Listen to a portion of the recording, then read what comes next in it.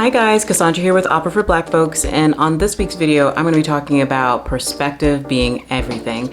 Have you ever experienced a time in your life that in hindsight is 2020, you look back on that experience that was really uncomfortable, but you're looking at it with fresh eyes and with mastery and with experience, and that helps you to make peace with that previous experience that was potentially challenging. So we're going to talk about that today, but for artists. Here we go.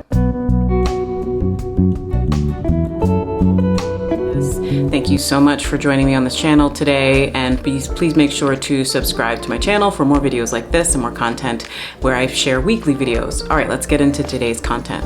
So today I want to talk about perspective. Perspective is everything. It was a major wake-up call or breakthrough for me that I took away from some challenging moments when I was beginning my artist's journey. What was awesome about looking back in time is like, okay, this is what I've learned, but what was difficult about going through that is that you feel insecure, at least I felt insecure. I was feeling depressed. I was struggling with anxiety. Like I would want to check out from my day, be like, I can't engage with this day today. I am going to self-medicate. I'm going to distract myself. I'm going to do everything else other than focus on the thing that is really important to me, even though the thing that was really important to me, which was being creative, was a very difficult thing to do on a regular basis. And as I've shared in previous videos, it was difficult to find my way and feel strong and grounded and secure in myself as an artist, especially when you're starting something new, or when I was starting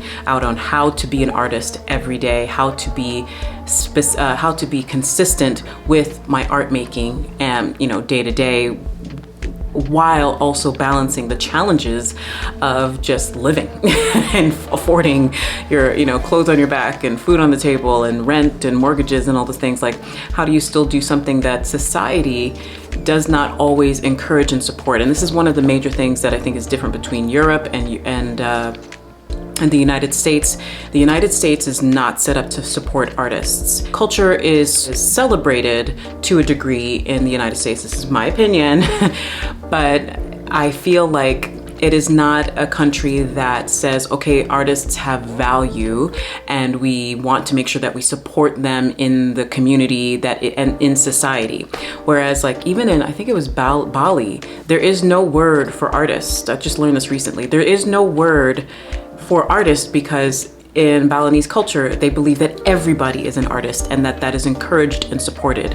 And so in countries like Europe, where a lot of classical music was birthed, culture is indoctrinated into the society. The society actually supports it. So the government is set up to support artists. If you are in between jobs, you can apply for, government support, or the government supports regular art making that happens in their culture and their society. So operas are funded by the government. What a wonderful concept. That means as an artist and as a singer, as a performing artist, singers are able to make a living wage in countries like Berlin or a lot of German countries, because there are German opera houses literally littered all over the country. And whereas here, all of our old movie theaters used to be opera houses that are also littered all over the country, but they are they don't stay opera houses.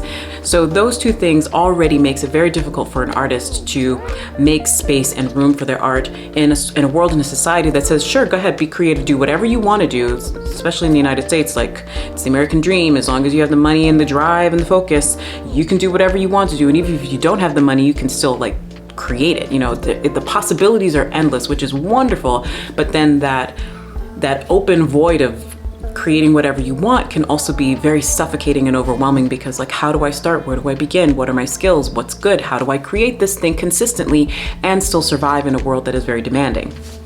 All right, so now I started this video talking about perspective being everything, and I wanted to share with you guys today one major perspective shift that really supported me as an artist and a performing artist and just a creative in general. And I wanted to share that with you in hopes that if you are an artist or a creative or somebody who wants to be manifesting or steadily creating art on a regular basis, that you get excited that this will help you to move in that direction of yes, this mindset shift is supportive to me. Yes, I think I can continue to stay in the game, because ultimately my channel here is about serving artists and also sharing art and giving a broader sense of what the creative lifestyle looks like. All right, so perspective is everything. We have the power of choice and choosing how we look at certain things. And when we have experiences that are difficult, we can easily wallow in our own sadness and say, oh, this happened to me and woe is me. And many times I think people around you will say, yes, you're justified in feeling angry, upset, sad, depressed, whatever. And you can take as much time as you need to overcome said challenge.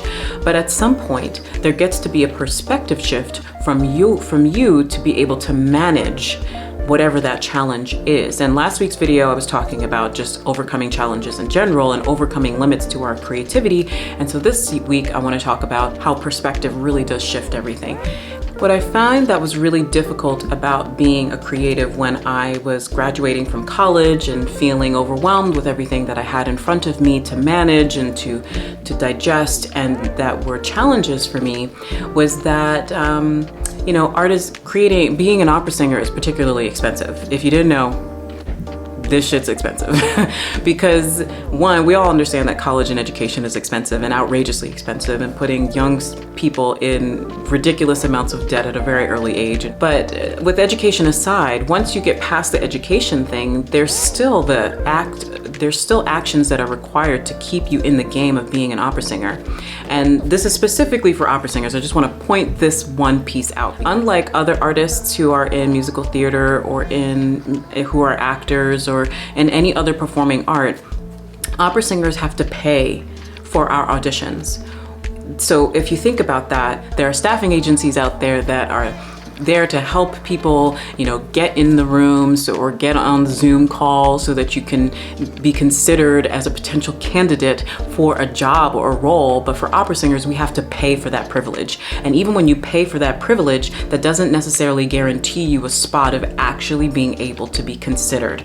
And there's a huge ocean of people that are involved in this exchange of like, I want to be a part of this program, therefore you have to pay me program so that I can hear you. It's a money-making thing, and it's something that opera singers unfortunately are tied to. And so opera singer will spend anywhere between $35, sometimes $25, up to $500 for the privilege of auditioning. And again, you could spend that money and not actually get the opportunity to be in the room. It really sucks. And you spend a lot of money, and then think about the outfits that you gotta wear, the makeup, that could easily be $130 if you're a woman. And you're spending for concealer and for, toner and for, mascara and lashes and nails and like all this, and the dress, at least for makeup alone, you can spend easily $130 or more. For the dress, you can spend anywhere from $100 or sometimes $30. I've found some great dresses for $30. Thank you, Fashion Nova. But you can find great dresses, but maybe you're gonna spend a lot of money. Like, you need recital gowns, or you need performance gowns when you're in great places like Carnegie Hall, or you're not gonna show up in a Fashion Nova dress. Sorry, Fashion Nova. But if you're showing up for an audition, it's interview attire, but it's also, you're selling you. So you want to put your best self forward. And that doesn't always mean that falls in line with like a business suit, but you get what I'm saying. It's costly. Opera singers also pay for things like voice lessons regularly. And I think of voice lessons, I remember my mom asking me this one question. She's like, when are you gonna finally stop paying for voice lessons? And I was like, does Serena Williams ever stop being coached? Do great athletes stop paying for that feedback from their coaches? It's not like those coaches are doing it out of the goodness of their hearts. Sure, they love the sport, but they're getting paid for their time and their wisdom and their knowledge. And the same is true for singers. We pay for a voice teacher. Now, we also have voice teachers and voice coaches. So a voice teacher could be anywhere from I spend $150 every 2 weeks for my voice lessons. But I have had teachers ask me to pay up to $275 per hour, and that's not including paying for a pianist that has to be there in the room with me to play, because most opera singing voice teachers are not great pianists, and so sometimes you have to pay somebody, which would be pay an accompanist, and you spend anywhere from $30 to $70, $80 for that person's time. There's voice lessons, there's vocal coaches, and voice teachers are not the same thing. They're two different people. They teach very different things. I find in the R&B world, a lot of people think that a vocal coach is a voice teacher, and it is not. Because a vocal coach is teaching you style. And so when there's style to be thought through, they're teaching you, say, Germanic style, Italian style, French style, Czechoslovakian style, whatever the style is that is in. They're also checking your languages. Usually they are well versed in a particular language. Some coaches have more strength in one language over another, so you have to maybe go to multiple coaches if you're working on music that's in different languages. So those are all costs that play into investing in this art and keeping present. And then don't even get me started about headshots, resume, what we have called this thing called pay to sing, where you pay people for experience. Like usually there was internships where you are paid to be an intern. Okay, you're not getting tons of money, but you're earning. Whereas in the opera world, no. You pay them between $3,000 and $8,000 for the privilege of saying, I did said role at this place and spent this much money. And again, that happens too. It's very expensive. Because then when you're traveling to these places, you still have to pay for your own cost of living. It's not like they're supplying, food and lodging for you. It's a costly career, and it requires a lot just to stay in the game, which is why a lot of singers give up, because they're just tired of investing in this thing and never really seeing a return on their investment, because there are tons of pay to sings. I've even had this one person tell me, she was in Greece. She's like, oh yeah, sure, I'll cut the price and you can come over and sing Me with, from La Boheme with orchestra for $4,000. And I was like, yeah, but I still have to fly there. And then I have to find room and board there. And I'm gonna be there for three months or however many weeks. Well, not 3 months, but at least 6 to 8 weeks sometimes or more. And if you wanna stay there, the point is, it's expensive. And so if you're you're sending all this money out and you're not seeing anything come back, it can be a very frustrating and challenging experience, because you're wanting to see yourself grow. But to be around these people, they're all being like, okay, but you have to give me money in order for me to even want to hear you. I even paid for this one audition.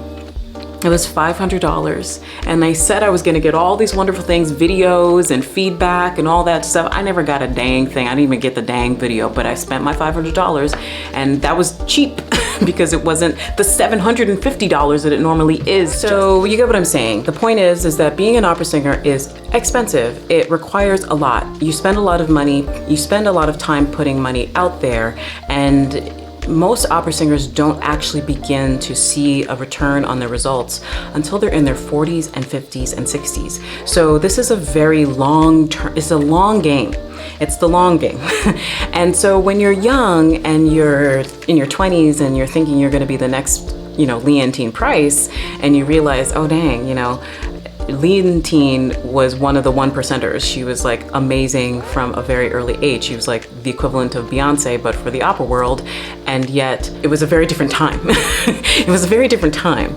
And not that the craft became any less expensive, it's just that things have changed, and there's a lot of predatory programs out there that take advantage of young singers who don't know very much about what to expect when it comes to building their careers, and might spend a lot of money on something that doesn't actually serve them in the long run, and it actually burns people out because it's very hard to afford an operatic career. Just to stay and not even say that you're actually performing all over the place, but actually just getting started in the career. So this whole video is about perspective shift. So what am I talking about here? I realized like having all of these demands on making art and creating art and staying in the game of being an opera singer overwhelmed me, stressed me out. I never had enough money to have regular voice lessons or to have regular coachings, and I could see that not getting that knowledge was said it was making it easier for my colleagues to get ahead and for me to struggle and have to figure certain things out on my own. But I'm tenacious and I'm stubborn and I wasn't willing to give up. But here was a perspective shift that really changed for me, because as I was going through the game of listening to other singers complain about the struggles of being an opera singer and just being creative in general, I found that, a lot of them become bitter. They were bitter and angry because they wanted to see that all of this time and energy and money that they had spent had been worth it. And that many people would just give up and get like a cushy job.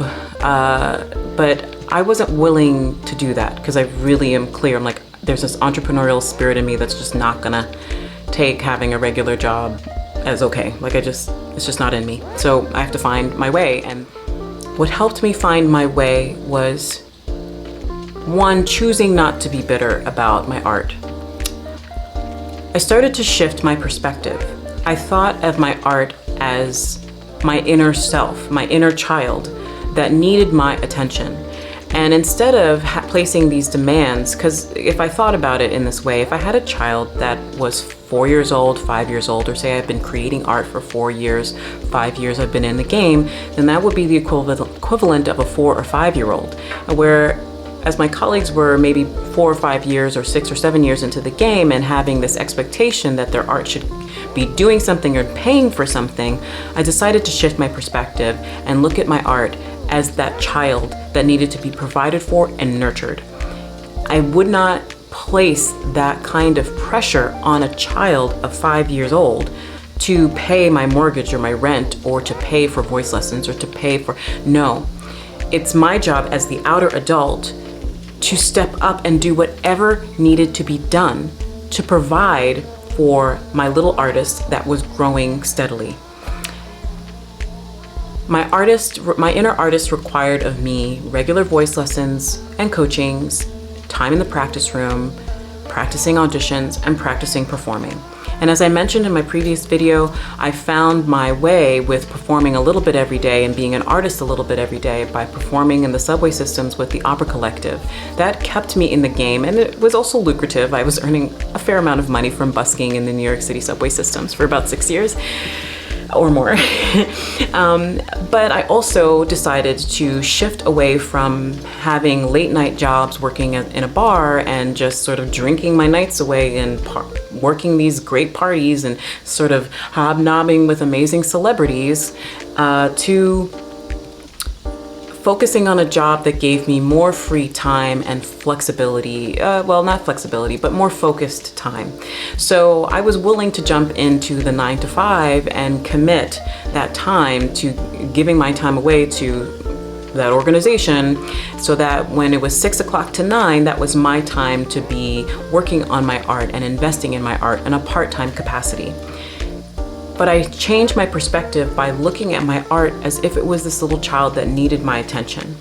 And I spent more time actually thoughtfully talking with myself, with my inner artist, and asking her what she needed from me and what was the next best step for her. It helped to look at her like a child, because it took away from making it be this thing that she needed to provide for me. It made art making more enjoyable when I was in it.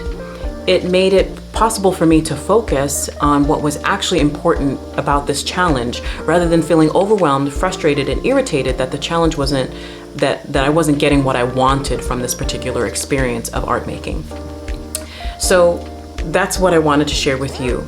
If you've only been in your art game or your creative game for a year, for 2 years, 7 years, 10 years, maybe shift your perspective and look at that art as if it is a 1-year-old, a 2-year-old, a 5-year-old, or a 10-year-old. Now, I've heard the adage that, 10,000 hours mastery, blah, blah, blah, and that most people say it's about 10 years. And you know what? Yes, there's value to that. And yes, I agree. Like, yes, it's going to be supportive. But if you're in a particular strain, if you were in challenges like I was in, if you were in challenges like I was having, where you have a lot of needs and demands placed on your creativity in order to stay active, then it helped to look at something to nurture rather than I'm gonna work you until you give me something back. And maybe that works for somebody else, but it didn't work for me because I wanted my creativity and my art making to be authentic. I wanted to actually enjoy the process.